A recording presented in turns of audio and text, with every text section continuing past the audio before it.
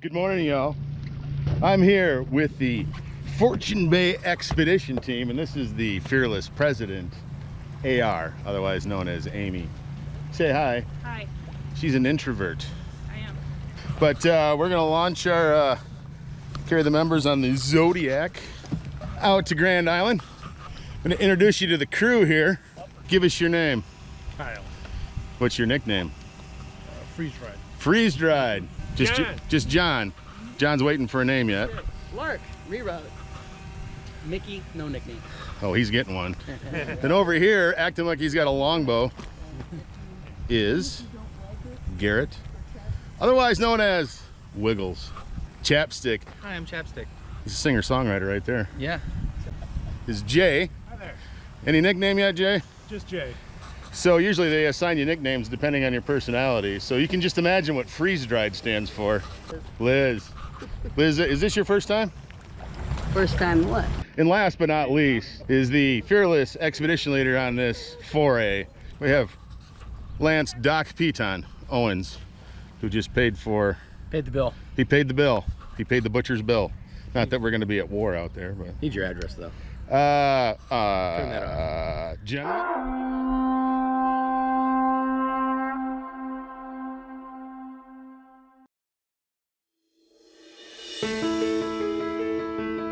In 1996, a good friend and I decided to take a few outsiders on one of our remote wilderness trips. They weren't camping trips, but arduous affairs with whitewater rapids, rock climbing, thick brush, extreme terrain, long distances, and an existential need to survive. The first adventurers to join us loved it. Within a few years, I formed the Fortune Bay Expedition team. Today, it lives on as one of the largest outdoor skills organizations in the Midwest. I retired 2 years ago from directorship of the organization, but today, as promised, I returned to help with an excursion. Because of COVID-19, the team hasn't held classes or events for quite some time, and the Grand Island Excursion was formed as a simple, laid-back trip without a mission, just to relax and explore. Fortune Bay is one of those rare groups void of political bullshit or tiresome drama. The members have a deep and diverse skill set, and they all train to a high standard in outdoor skills. Everything from survival, navigation, and rope work to search and rescue, outdoor leadership, and maritime operations. I'm not sure what the rule is for hauling freight, but there's money to be made here. Look at all this stuff. My task during the excursion was to get the crew safely to Grand Island on the Zodiac Thor, and then to transport the gear as they hike up to the campsite in Murray Bay. Saturday night, southwest wind 10 to 15 knots. Can I just hold right here? Just a second. Just hold on a second. What you got there, AR? You been out fishing already? I have Garrett's fish. Nice. You caught it?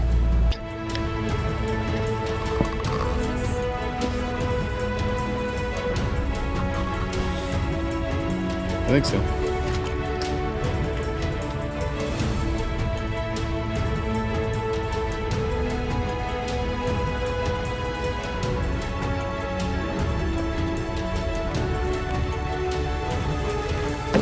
So we are at the Murray Bay campsite, Grand Island, and we just brought all the gear up by Zodiac. Piton and AR are setting up their stuff. We're just waiting on the rest of the group to walk their 2 miles without their gear. It's the first time in many years I've been on a Fortune Bay trip and haven't really had too much responsibility, so that's really nice. So this is kind of our digs, lots of picnic tables. It's like a little dining hall. I'm just gonna sit here and do nothing because it's something I can do now. I don't have to be in charge of anything, so that's kind of nice. So in 1849, Henry Schoolcraft did a census of the Ojibwa that were populating the island, and there were 57 Ojibwa, according to the census. 50 practiced Christianity. 3 could read scripture, and there were 2 chiefs, and there were 36 hunter warriors. And only 15 were fit to take the field back in the day. It's about as far back as I can go. Over here we have Lance working on his stuff there. Howdy. Trail's right over there, so he likes to push the limits. I mean, I kind of wanted a view. he wants a view. I kind of wanted a view of the water. He's a homebody apparently. He wants views. And, I like to be in swamps myself. Yeah, you're up there in the rainforest. In the rainforest, yes. It'll be all moisture tomorrow. So after Schoolcraft did the census, then the Europeans came. Probably the most noteworthy thing that happened to the island is in 1900, a guy named William Mather purchased the entire island through the Cleveland Cliffs Iron Company. And they owned it from the 1900s to 1959, and they managed it as a game preserve. Hopefully to make a profit, but in its 59 years, it never made a profit. So when Schoolcraft did his census, he also did a census on the production of the 57 Ojibwa that were on the island. Here comes our party now. So the most renowned outdoor education organization in Michigan, and they didn't make the campsite. They went past it. Are we at the We campsite? made it twice. Did we die? Answer my question. Are we at the campsite or not? That's Garrett's chapstick. fault. Garrett did it. Yeah. Well, here you guys are. We took your stuff out of the boat, believe it or not. So tips are appreciated. Our tent? What's that? Where did you set up our tent for? It's on the other side of the island. Oh, yeah, okay. Got my hammock all set up? Tell us the hike. Picturesque. There were thimbleberries. Yes. Did you guys know that Henry Schoolcraft did a survey of this island in 1849 before a white man came? Found 57 Ojibwa, 50 were practicing Christianity, 3 could read scripture, but they produced 1.75 tons of maple sugar on this island, over 100 furs, and they had 23 barrels of pickled fish. Isn't that crazy? It's still here. And it's still here. And our job is to find it. Grand Island can be reached by a half-a-mile ferry ride. You'll have to carry your gear to your campsite. The fee to visit's $5. Camping's $8 to $10 a night per site. About 10,000 people visit Grand Island each year. They call it secluded, but our camp area was pretty busy with boating day visitors.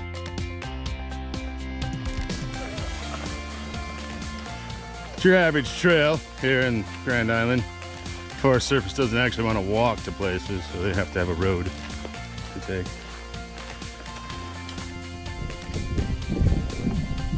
It looks like a lake, gentlemen. Yeah. With a friggin' dock on it. Like, there's hundreds of these. Like any other lake. Water check. Here comes the mechanized infantry. Whoa, careful. We've got great flotation with these fat tires. So good on sand. The island measures 8 miles from north to south. It has 35 miles of shoreline and takes up 13,500 acres of Lake Superior. We hiked to the Little Dune campsite. Day boaters lined Trout Bay. The team seemed a little restless. They wanted to explore more and look at a sunset, so we hiked back to camp for some supper, then a visit to Mather Beach on the east side. So after spending some time on the trail here at Grand Island, how would you describe the trail? Traily. Yeah? Wide, very wide. Yeah, very wide, road-like. Very road-like. Very road. Yeah, pretty typical. They say there's a bus route, but I didn't see any bus stops. So. I didn't see any bus stops either. You know, it's a wild environment when there's a bus tour. You know? Yeah. Bears can be an issue on Grand Island, so there are bear containers at each campsite. Yeah. Yep.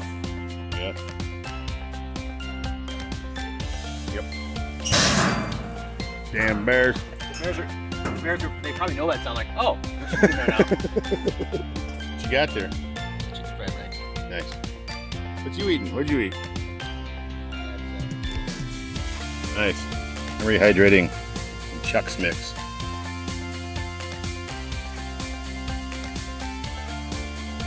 Behind the scenes at Restless Viking. Out to the beach before sunset. Okay, so we're gonna just walk out, and then when it's time to turn around, we'll turn around. Questions? Everyone's got water. We've got enough maps. Everyone's ready to go. I bet you that's the set down there.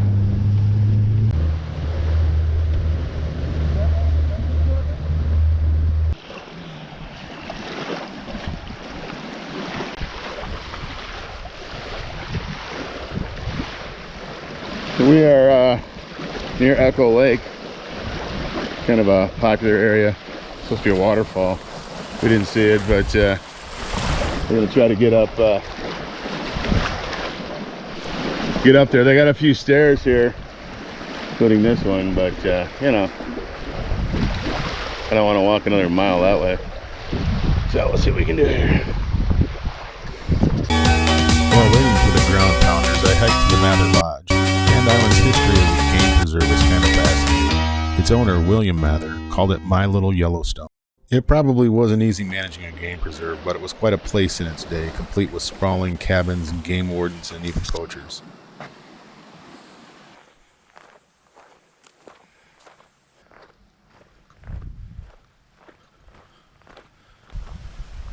His goal was to turn it into a game preserve. This is the Mather Lodge. William Mather, of course, was the person who bought Grand Island back in 1900. And the lighthouse keepers, who weren't paid very well, were even accused of being poachers of the preserve. The preserve even boasted quite a robust population of deer, elk, and moose. So robust, in fact, that hunting was even ineffective at times, and they had to export animals, which they exported as far away as South America. The preserve never made a profit, and after Mather's death in 1951, the Cleveland Cliffs Iron Company actually logged about 80%. Yeah, Kyle's collecting some rocks, and I'm just sitting here. I don't know if you'd write home about Grand Island's trails, but scenery sure is beautiful. So in the 1920s, there was a silent movie here called The Wild Goose Chase. It was in the wintertime, and they went here to Windy Point, and that was the backdrop for an Eskimo village that they built on the ice.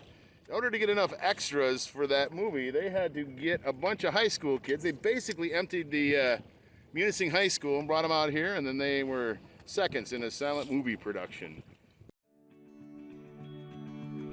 Well, the ground team finally showed up, and we set about a very satisfying evening looking at the dribbling waterfall and the benumbing presence of a sun melting into the horizon.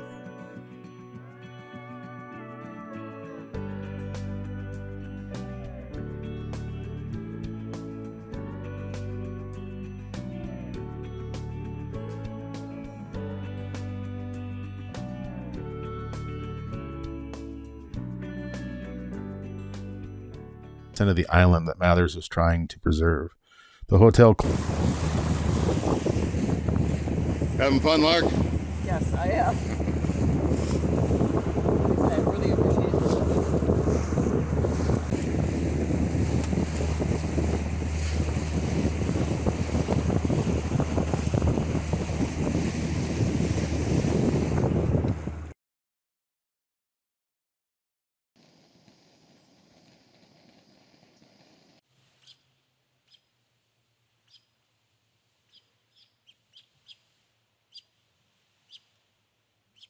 Disney princess. I don't see any antlers.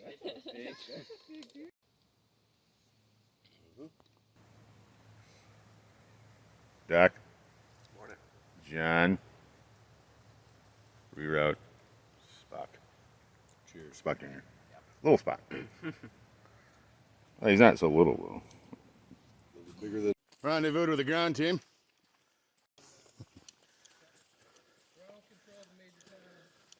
So this is Echo Lake on Grand Island, and it's one of the oldest and largest beaver lakes. Apparently all of that shore right there is a 700-year-old beaver dam. And the lake would have formed on its own, they postulate, but it would have taken a lot longer. So the beavers up here actually have road graders and front end loaders, and that's why they can do such big projects, and they're funded by the Forest Service. It's called snowboarding. Closed finally in 1959, and in 1990, it was sold to the U.S. government and became part of the Hiawatha National Forest.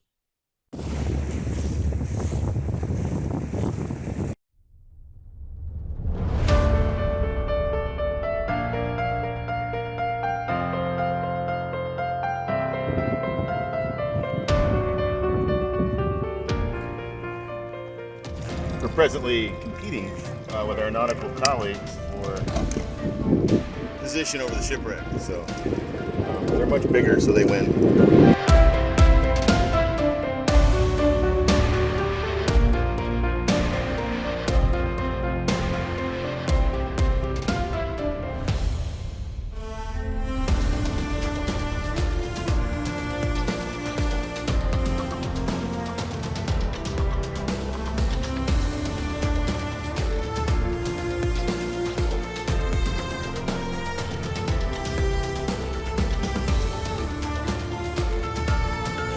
And of course, nothing would be complete without the obligatory cruise by pictured rocks and stuff like that.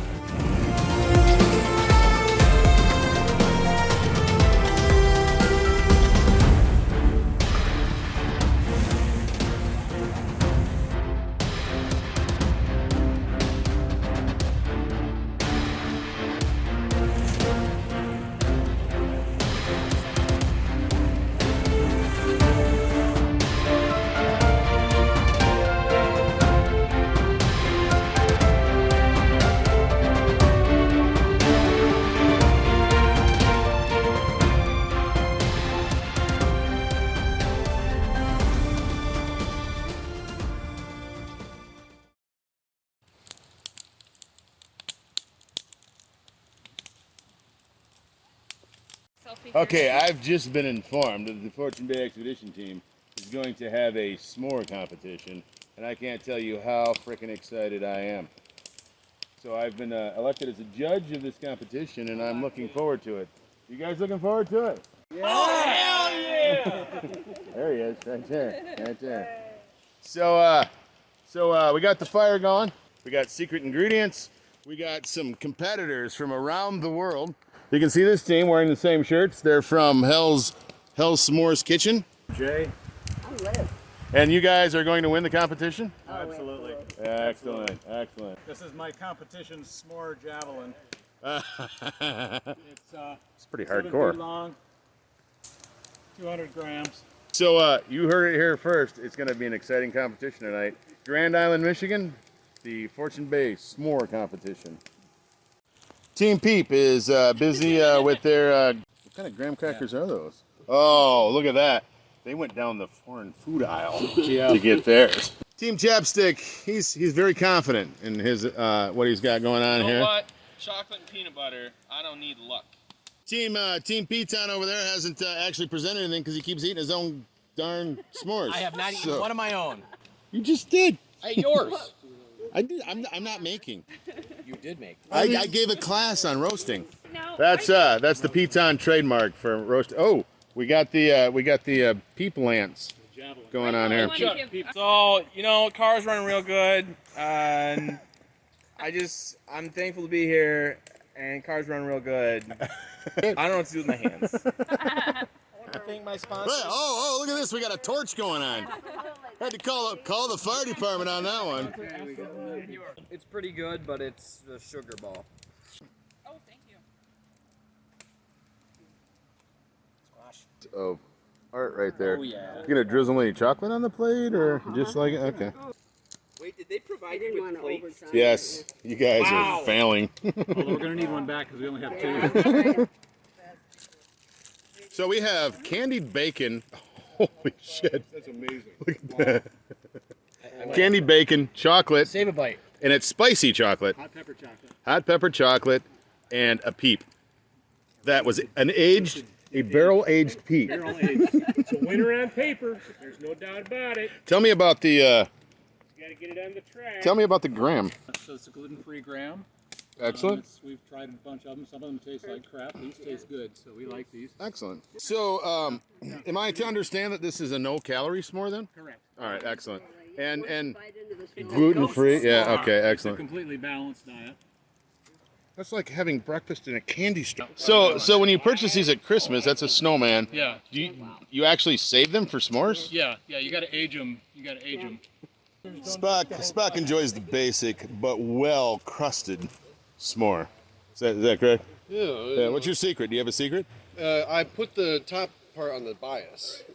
Brilliant. So after burning his first marshmallow, he's lost confidence and he's way above the fire now. I'll eat it. The Spock basic roasted, basic s'more. Well, wait, let me explain this. It's not possible for me to deviate. I can only build a s'more by the recipe. What do we have here? I have a s'more and also a gift for the judges. We have a winner. Right, we have a winner. The way you eat this s'more is you need to do a shot of this $12 gas station bourbon and then just shove the whole thing in your face. Graham, and it's got marshmallow and a Reese's peanut butter cup. I'm looking forward to this, honestly. Yeah. There you go. And a chaser. Whoa! But The peanut butter was unexpected. right? This is Go for awesome. chapstick. So the competition here at the Fortune Bay S'more competition. It's really COVID. up. Now Competition's really. we also have the category shortest marshmallow stick, and that goes to Short Stick, his new nickname. Okay. All in favor? Bye. You have just witnessed Fortune Bay history. The naming of a member is a very, very time-honored and extremely sacred. And he just got his Short Stick. Ladies and gentlemen, first of all, thank you all for attending FBET's first annual s'more competition here on Grand Island. I'd like to thank the contestants for their efforts. Let's give them a big hand. They all did wonderful. The judges and I have conferred. If you're interested in developing outdoor skills, but the team to do that with is the Fortune Bay Expedition Team. You can get a hold of them at fortunebay.org. The award for most traditional, most salt of the earth s'more goes to Spock. What? I put my cold, dead heart right into that s'more. And we appreciate it. Let's give him another hand. Best political bribe. He spent at least $8 at a local party store to bribe me. Can't give you his best bribe. Goes to Chapstick. Yeah. I couldn't have done it without the whiskey. Next in category is most creative, best flavor. And that goes to the newlyweds. You guys only been married, what, 38 years? 36 years. 36 years. And I'll tell you, this team came here not knowing anyone and just put you all to shame with the candy bake. Most creative and best taste. Well deserved. And now, ladies and gentlemen, for best s'more. Apparently, you need a PhD in medical science to make this s'more work. Is that what they call it, a PhD? No. Is it just a master's degree? No. You need apparently some kind of training beyond chiropractor in the medical field to make this s'more happen with the white chocolate, the peanut butter, the marshmallow, and the graham. And the milk chocolate. So, best tasting s'more goes to Doc P time. Give him a hand. So I don't have the best tasting, the most original, but I have the overall s'more. Is that what I'm hearing? Yeah, overall s'more. Yeah. All right, ladies and gentlemen, I hope you've enjoyed this episode of Best S'more, or the Best S'more competition. We had 4 best s'mores, honestly, because we're special feeling, and we like to include everyone. So, yay us. So, from Grand Island, Michigan, in a windy weather, and we may not make it home tomorrow because of thunderstorms, tornadoes, and... That lady was from the. So, as is typical with the Fortune Bay Expedition team, it's raining out very hard during an expedition. It's actually starting to let up. So there's kind of our situation. We're right here. As we wait for the storm to subside, we got to go back home tomorrow. They are experts at everything. So, yeah, the Fortune Bay Expedition team, fortunebay.org. We go farther.